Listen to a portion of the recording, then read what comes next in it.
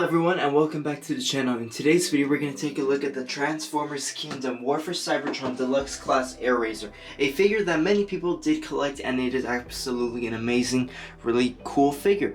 Now in this video I'm going to be reviewing this figure. We're going to do some size comparisons, we're going to transform this figure, take a look at the articulation, paintwork, and everything like that. So without further ado, let's take a close up look at the detail sculpted on Airazor. Taking a look at the figure itself, we can see how much sculpt work actually went into this figure. Actually, it has a lot of sculpt work where the eagle head is concerned. There's a lot of detail right there, and there is a lot of paint work here at the head. We can see some green eyes on Airazor. We can see probably a crest of some sort of hawk or something on her head right there. And then we can see some really nice detail on the head, which looks really nice. Right here on the shoulder pads, these have tiny little feathers on it. Obviously they're not like fluffy or anything, they're plastic, but we can see how much detail Hasbro has put into this figure, even including a little tiny, really tiny, it's kind of hard to see, Maximo logo right there. I can't move this thing any closer or else it'll get blurry, but we can see that even a Maximo logo is inscripted onto her arm right here. On her arm, the sculpt work is pretty dull at some points, but we can see that the Hasbro has sculpted it really well. Where the hands are concerned, they look really nice. Now for torso, it looks really cool. This actually does look sort of Beast Wars accurate to the show. I honestly have not seen the show myself, but I've just seen probably images and stuff, and I think that this is accurate to how she appears in the show with Optimus Primal, Rhinox, Cheetor, Rattrap, and Tigatron. I feel like this is absolutely accurate. Where the legs are concerned, we can see some nice sculpt detailing near the thighs. Where the knees are concerned, we can see some tiny little details right there. We can see on the shins little details, as well as the foot. We can see when you have her transformed into her eagle mode, you have these talons right here, and then when you have her in her bot mode, you could have the back part right here, which actually is supposed to represent the foot and as well represents the back of the talons. So that looks really cool. So articulation for this figure. Now there's a lot of articulation and detail where the wings are concerned. Mostly detail, we can see there's some nice paintwork right here on the back. Right here we can see some nice detailing right here, and then from a back perspective we can see there's a lot of feather detail right here and on the wings itself. So for the wings, they have a lot of articulation points. There's one pin right here, one little slot right there, another one right here, another pin right there, and another slot, and obviously these wings can open and close. So overall, this figure has a lot of articulation that you could articulate this figure in multiple ways to have Airazor posing as she's probably charging at a Decepticon or a Predacon, however you wish. But just taking a look at the articulation, the articulation for Airazor's wings are basically infinite. They are really good. So for the head, it is on a ball joint, so it could look up, down a lot. It can slightly tilt side to side. It could look all around in a full 360. Right here, there's articulation on the shoulder pads, which you could have them closed or you could have them open. I personally like to have them open. Gives the figure more of a character. There is bicep rotation, elbow rotation, and sadly no wrist rotation, but there is a hand rotation right here, but this is mostly due to transformation. Now there is a mushroom peg right here for torso, and then we can do the splits on this figure. We can rotate the leg, we can bend the knee, and also we can in fact bend this part of the back part of the foot, and the foot is on a ball joint, so we can clearly see it has a lot of range of motion. So once we have seen that, now let's see how Airazor compares to her other Maximo companions. So here we have Airazor next to Rhinox and Tigatron, and we can clearly see this is accurate to how they appeared in Beast Wars. We know Airazor was always the smallest Maximo besides Rattrap, but we can see how much there is difference from a Deluxe class to a Voyager class. We can see that there is a lot of difference, and it just looks really cool.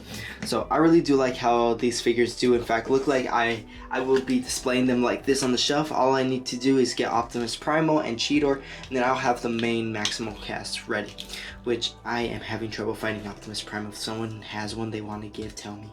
But anyways, we can see that Cheetor and Tigatron and Rhinox look look really well compared to Airazor. Makes this figure most as accurate as possible. Now the transformation is slightly difficult. It is a bit finicky, but is in fact very fun. So let's start the transformation. So first we're gonna straighten out the figure like so. Now that this thing is straightened out, now we can transform it. And honestly, this pose right here actually does look really cool. Honestly, the wings flaring out does look cool.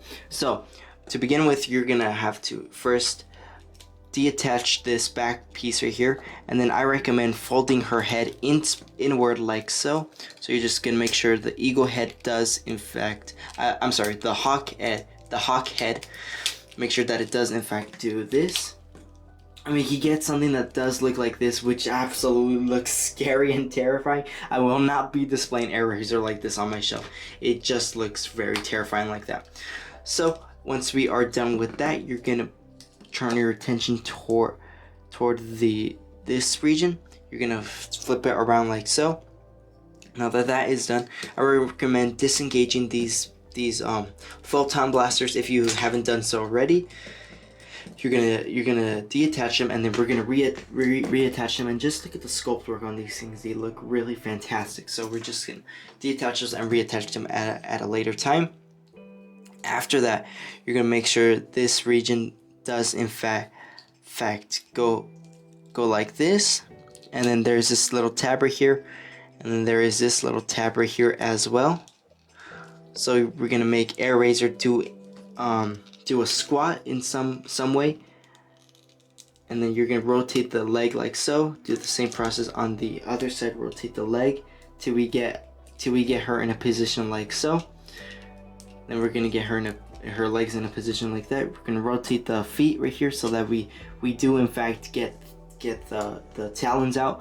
And then after that, you're gonna pluck in these hands right here, and then you're just gonna fold them inside of her body. So you're just gonna extend this region, which is connected by 2 hinge joints. So you're gonna extend that region right there. Once that is extended, you're gonna attach these hands, because they do have a slot, and there's a little slot right there, and the hands do have a tab. So you're just gonna attach them like so. Do the same process on the other side. You're gonna attach those like so as well. Once we have that attached, you're gonna make sure the head does align properly. You're gonna have the legs like so, and then to create her walking position, you can have her like this. And here we have Airazor fully transformed into that really cool hawk mode. And honestly, with all honesty, this figure looks really cool. I do in fact love how Hasbro has engineered this. They have blown it out of the park with this figure. It looks really amazing. Now, some details we can notice on the eagle head. We can clearly see the beak. It looks really nice, and in fact is articulated, so you can open the beak like so. Just slot your nail in there, and then we can open the beak like that. And then to close it, you can close it just simply like that. The head is on a screw, so it could just look up and down, and it could do a full rotation, which honestly, if you want a dead version of Airazor, there you go.